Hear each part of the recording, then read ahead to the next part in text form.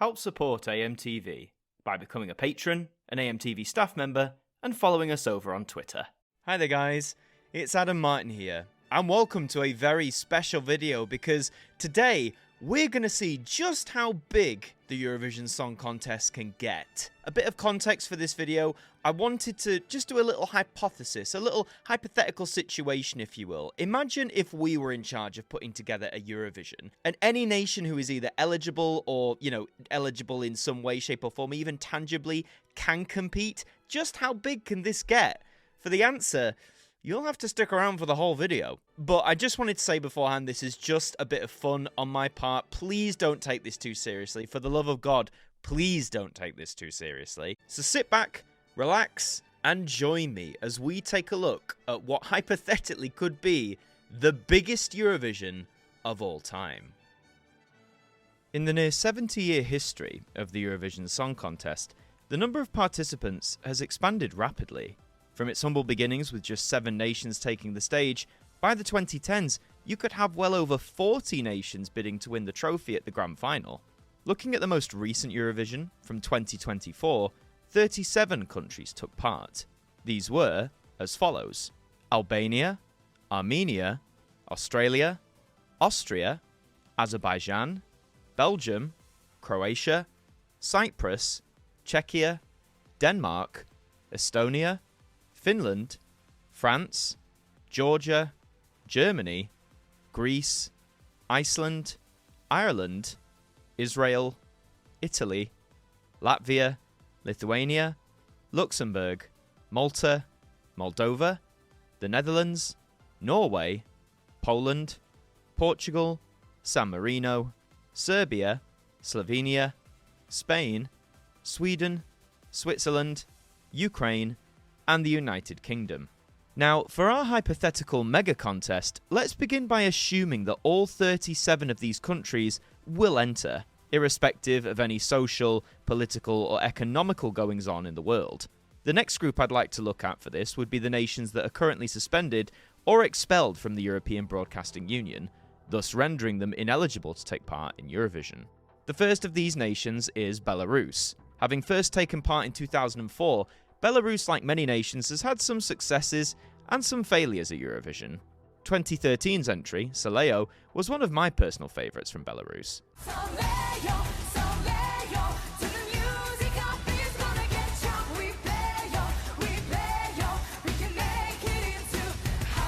However, all would change in 2021, the year that saw the contest return after the COVID-19 pandemic forced it to take a year off.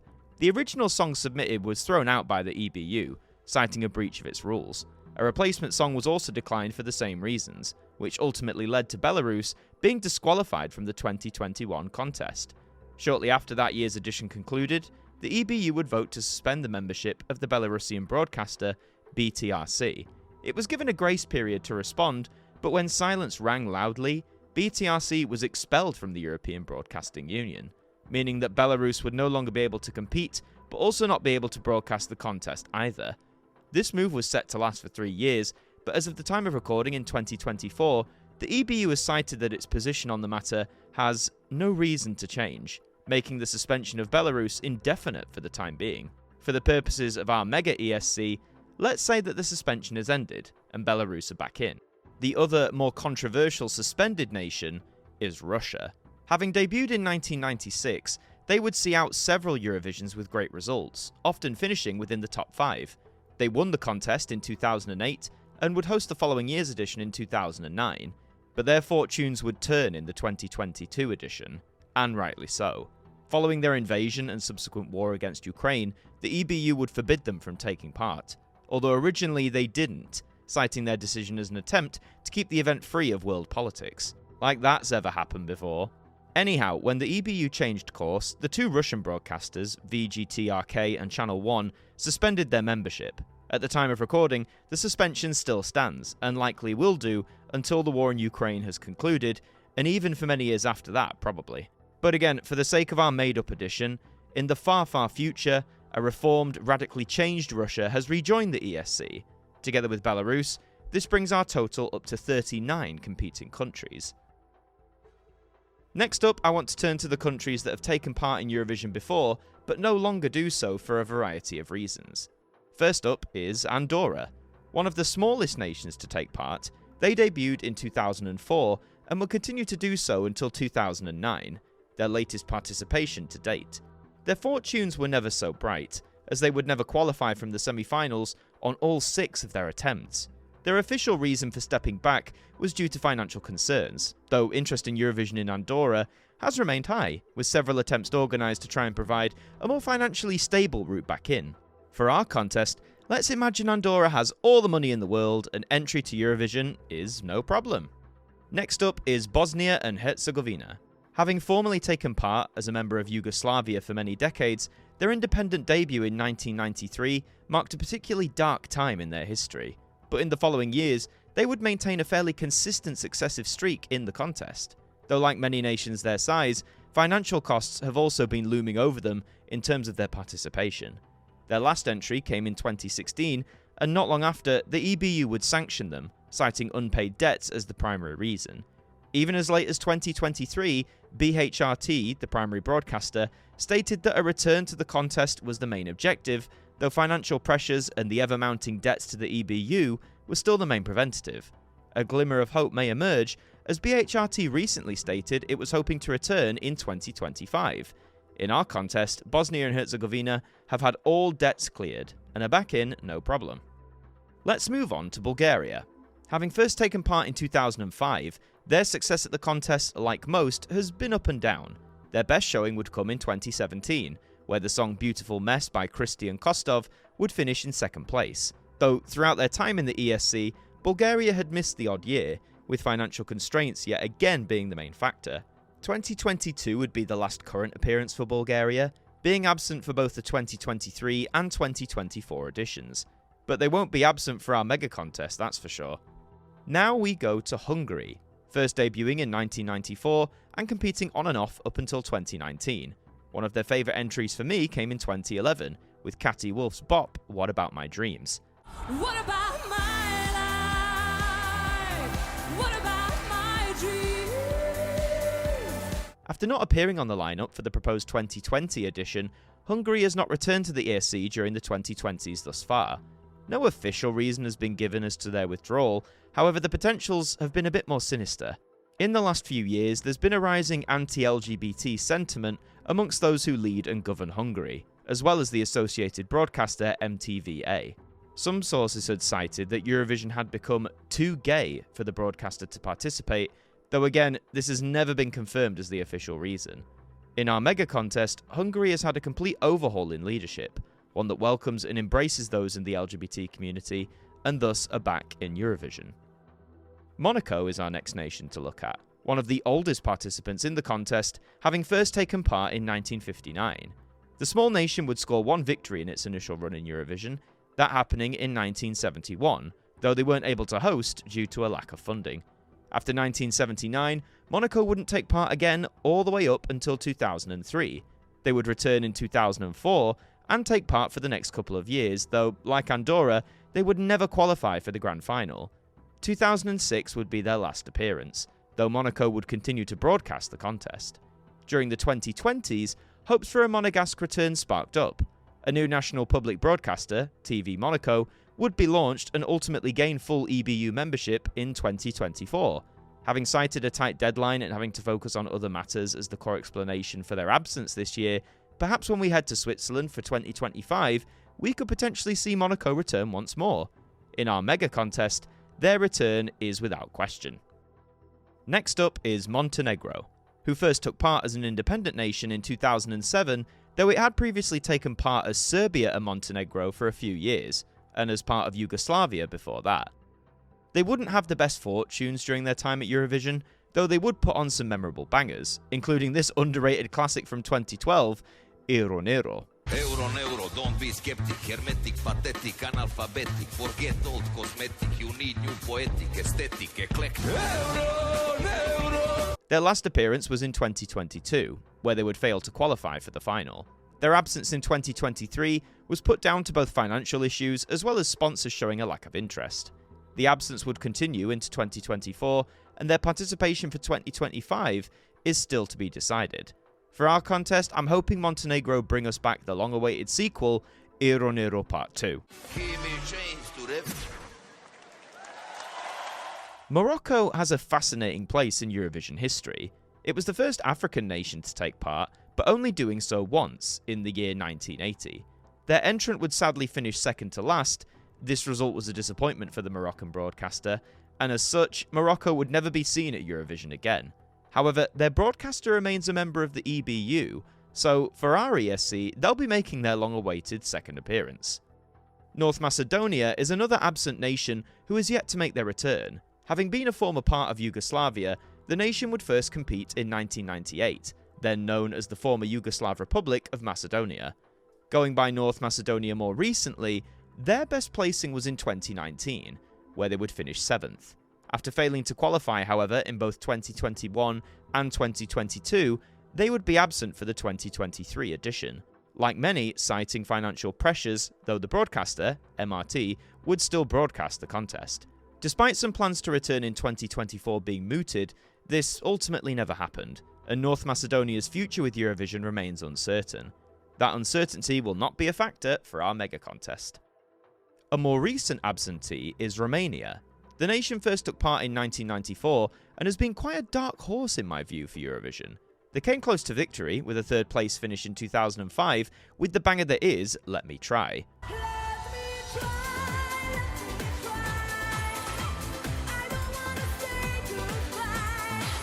And who can forget Cesar in 2013?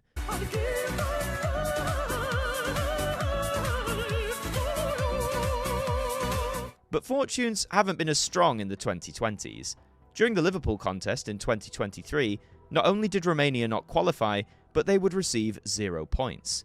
The Romanian broadcaster, TVR, had run into some issues with the EBU in the past, having been disqualified in 2016 for repeated non-payments of debts as well as a threat of insolvency. Their absence from the 2024 edition was for a different reason. After having failed to qualify for the last 4 out of 5 ESCs, they chose not to take part in Malmö. For our contest though, they're back, baby. Despite debuting in 1994, Slovakia hasn't taken part in Eurovision all that much. Between 2000 and 2008, they wouldn't take part, partly due to low interest from the broadcaster STV.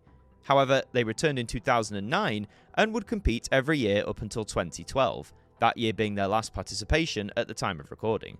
Dismissing their withdrawal being down to poor results, instead the reason was, once again, our old friend, financial costs. It even was stated in 2023 that should Slovakia ever return to the ESC, then the artists would likely have to fund themselves as opposed to the broadcaster. In our hypothetical mega contest, money is no object, and Slovakia are back in the fold. Turkey first joined Eurovision all the way back in 1975. They would compete regularly, even winning in 2003 with the now classic track Every Way That I Can.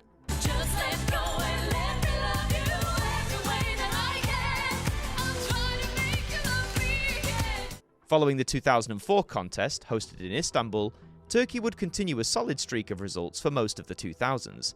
Their last appearance would come in 2012, and they haven't taken part since. Their reasons for withdrawal don't boil down to financial pressures, which is refreshing at this point. Instead, the broadcaster, TRT, was unhappy with the competition's rules, which had recently changed the voting system, with the reintroduction of juries decreasing the televote's influence down to 50%. Following Conchita Wurst's win in 2014, the Director General of TRT voiced their protests, again citing that Turkey would not return. Let's imagine for our mega contest that once again any anti-LGBT sentiments have evaporated for good and Turkey rejoins the fray. So, to summarise, the nations that had once taken part in Eurovision and will again for our mega contest are Andorra, Bosnia and Herzegovina, Bulgaria, Hungary, Monaco, Montenegro, Morocco, North Macedonia, Romania, Slovakia, and Turkey. So with that, 11 nations are added to our version of Eurovision, taking our total to a whopping 50 countries. This alone would be easily the biggest Eurovision Song Contest ever staged, but trust me, we aren't done yet. The next category I want to delve into revolves around nations that have EBU membership, and thus are eligible to compete, but as of 2024, haven't yet done so. These nations are Algeria, which has held membership since 1970, Egypt, which has held membership since 1985, Jordan, which has held membership since 1970, Lebanon, which has held membership since 1950, Libya, which has held membership since 2011, and Tunisia, which has held membership since 2007. Of these 6 nations, 2 of them almost joined Eurovision. The first was Tunisia, which was set to debut in 1977, but ultimately withdrew. Decades later, in 2005, Lebanon was scheduled to take part for the very first time. They even had a song and artist selected, but all fell through at the last minute. This was down to the rule that all participating broadcasters must show all the entries in the contest. For Lebanon, this would include the Israeli entry, which would contravene a Lebanese law which prevented any form of acknowledgement towards Israel. It is widely believed that all 6 of these nations will not take part in Eurovision due to the continued participation of Israel. There is one more potential EBU member that could participate, but honestly, I went back and forth as to whether or not to include them here. That is Vatican City.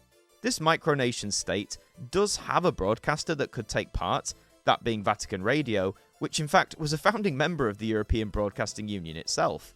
However, the reasons as to why Vatican City can't and don't take part may seem very obvious. Vatican Radio only broadcasts events of a papal nature, and in terms of population, it's less than 1,000, with the vast majority being, well, clergy. Though imagine how baffling it would be to see one of them compete on the Eurovision stage. Goodness gracious, hey, you know what? Sod it, let's get them in. Vatican City makes their debut in our mega ESC. To summarise, the nations who are active EBU members and could compete are Algeria, Egypt, Jordan, Lebanon, Libya, Tunisia, and Vatican City. This takes our mega competition total up to 57 participating countries. You may think that's it, but oh no, we've got one more major group to look at. Let me introduce you to the associate members. Full-time members of the EBU are nations that have public service broadcasters providing a television service within what's defined as the European Broadcasting Area. However, countries that are outside of this area, but are members of the International Telecommunication Union, can apply to be associate members of the EBU. Despite this alignment, the EBU itself promptly states that associate membership does not grant that broadcaster admission into the Eurovision Song Contest. As of 2024, there has only ever been one exception to this rule, that being Australia. Having broadcast Eurovision for several decades, the Aussies were permitted to join the 2015 contest as a one-off as part of the 60th anniversary celebrations for the ESC. They've taken part every year since, with their future seemingly secure in terms of participation. But for our version of Eurovision, what if, for one time only, all of the associate members of the EBU were permitted to join? If all of them accepted, we would have the following nations make their debut in Eurovision: Bangladesh, Brazil, Canada, Chile, China, Cuba, Hong Kong, Iran, Japan, Kazakhstan, Malaysia, Mauritius, Nepal, New Zealand, Oman, South Korea, Syria, and the United States. Now, I know the inclusion of these nations is more than a pipe dream, it's a virtual impossibility. But hey, this is our hypothetical mega event, so why not have them join? It's just like Super Smash Bros. Ultimate. Everyone's here. These 18 associate members would take our participant total to 75. 75 countries all duking it out for one grand prize. How would this even begin to work from an event standpoint? Well, it's safe to assume that it won't run like a normal Eurovision. I'm no events organiser, but here's my basic attempt into how this will all work. The current model for Eurovision comprises of 2 semi-finals set on the Tuesday and Thursday of broadcast week, followed by a grand final on the Saturday, usually made up of a maximum of 26 countries, who all compete to be the winner. The big 5 countries, Italy, France, Spain, Germany, and the United Kingdom, automatically gain their place in the final, as do the host nation, usually the winner from the previous year. For our ESC, this principle will remain the same, and for sake of ease, let's say Switzerland a host nation, so alongside the big 5, these 6 countries have their spot in the final guaranteed. This leaves us with 69 nations to organise. Due to the high number of participants, before the 2 semi-finals, we would have to introduce the concept of quarterfinals, with 4 of them required, ideally across 2 weeks in terms of broadcast. The first of these quarterfinals would see 18 countries compete, with the remaining heats featuring 17. In each of these, 10 countries from each heat would qualify for one of 2 semi-finals, meaning 40 nations can progress, whereas 29 of them would be eliminated from the contest. Is this in itself balmy and unrealistic? Absolutely, but wouldn't it be so much fun? Moving on to the semi-finals, things would proceed as normal for Eurovision standards. 20 countries would compete in each, with 10 being knocked out of the competition, the remaining 10 advancing to the grand final. When the 20 successful countries have been decided, they will join the Big Five and host nation to make up 26 entries in the grand final. The rest would play out just as the ESC has done now for nearly 2 decades. Whilst the inclusion of quarterfinals would likely require the Eurovision event to take place over a month period minimum, the practical and financial implications render this unlikely from ever happening for real. But I hope I've been able to provide a wondrous what-if insight into this mega ESC where 75 countries all take part. However, there were more potential nations that I could have included into our total, and I think it's time I give them a little mention here. The first nations that won't take part will be the ones that fall within the European broadcasting area, but don't currently hold a membership to the EBU. These countries are Iraq, Kosovo, Liechtenstein, and Saudi Arabia. I know that Kosovo in particular has been trying to attain EBU membership, specifically in time for the 2025 contest, but the likelihood of this happening is uncertain at the time of writing. Then there are the batch of nations who once had broadcasters that were associate members of the EBU, but no longer hold such a place. These countries are Argentina, the Bahamas, Barbados, Benin, Chad, Colombia, Congo, Costa Rica, Ecuador, Gabon, Gambia, Ghana, Greenland, Guyana, Haiti, Honduras, India, Indonesia, Ivory Coast, Jamaica, Kenya, Kuwait, Liberia, Madagascar, Malawi, Mauritania, Mexico, Niger, Nigeria, Pakistan, Palestine, Papua New Guinea, Peru, Qatar, Senegal, Sri Lanka, South Africa, Sudan, Tanzania, the United Arab Emirates, Upper Volta, Uruguay, Venezuela, Zaire, and Zimbabwe. Now, I hope you can see that had I included this batch in particular, we'd be up to well over 100 nations competing in just one Eurovision Song Contest. Insanity defined, folks. Combined with the nations that don't yet hold EBU membership that could, the final total would have risen from 75 to 124. Let me just say that again. 124 countries all competing in the Eurovision Song Contest. Oh, sod it. How would it work if they were all in? We'd have to have 6 preliminary heats, where either 19 or 20 nations would take part in each of them. 10 countries would qualify to the next round, with the remaining ones being eliminated. The next round would be 4 quarterfinals, with 15 countries taking part in each. 10 can qualify, 5 will not. Then it would be the 2 semi-finals, 20 countries apiece taking part. 10 will qualify, 10 will be eliminated. And then the grand final would commence with the 20 successful countries alongside the Big Five and the host nation. To pull all of this off with well over 100 countries is mind-blowing to think about in itself, but it would require at least 2 months in terms of the broadcast period, not to mention even more than that for venue and staff hire, alongside all the other logistics that come with running the Eurovision. But there you have it, our hypothetical, completely impossible, but insanely fun edition of the Eurovision Song Contest. I hope you've enjoyed embracing the madness with me, and if there were 1 or 2 nations that could have been included and weren't, then I apologise. I got to a point in writing this script where the flags of the world were starting to blend together, in my mind. But on the whole, I hope you enjoyed it. If you did, leave a like and a comment down below on your thoughts as to how this would all go, and subscribe whilst you're here. We'd love to have you aboard. I've been Adam Martyn from AMTV. Thank you for joining me, and I'll see you next time.